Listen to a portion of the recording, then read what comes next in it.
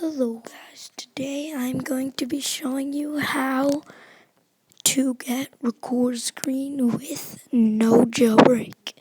So first you will want to go to this link. The link will be in the description down below.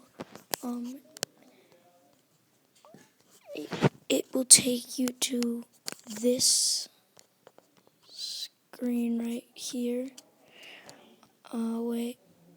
Okay, then you just scroll down and you can install all these, but you can only have one at a time. You do not want this one.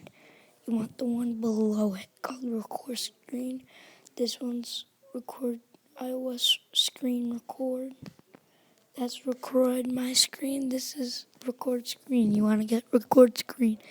And then once you get it, you just tap install and it will install really fast. As you can see, you can open it up and there will be this thing that says record right here.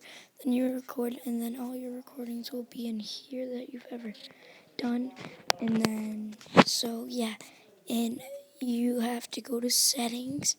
If you want to record your audio, you will go here and then you just scroll all the way down and all your games will be here that you can edit, and you tap record screen and then you can tap record audio and then you can change that in the developer and it just says all that.